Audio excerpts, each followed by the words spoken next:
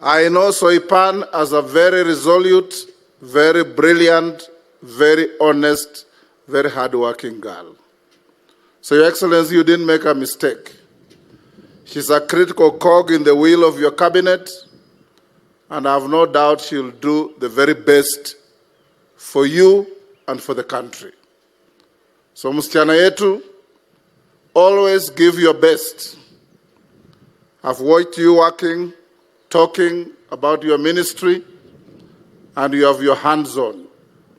Umepewa docket ambayo ina maana zaidi kwa binadamu.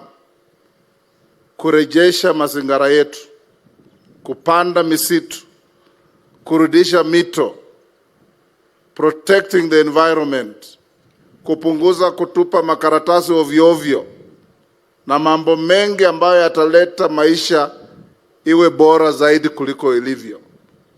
Tutakusaidia tuwezavyo ili uweze kusaidia nchi yetu. Mzee rafiki yangu Samson, hongera sana kwa kutuletea huyu msichana.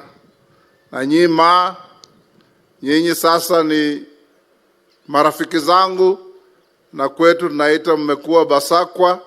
Nimeambiwa na gavana kwamba nawaita Olaputani. Kijana yangu moja ameoa msichana Mmasai kutoka jamii ya Matapato, kutoka kwa Olelengu.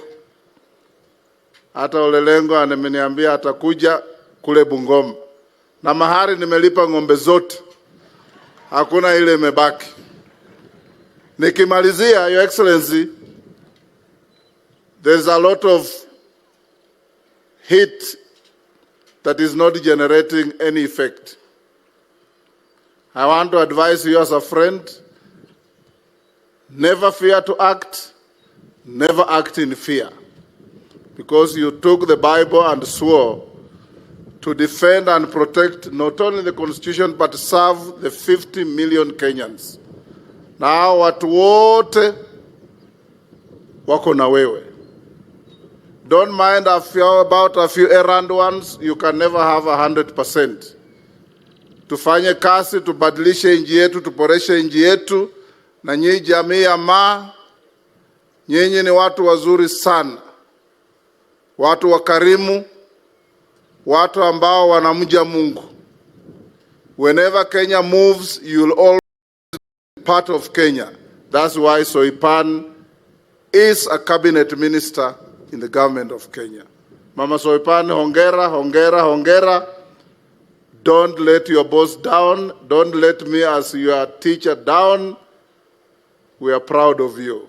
Sasa namwalika ndugu yangu Deputy President Rigathi Gachagua, aka Rigiji, aka Musema Ukweli,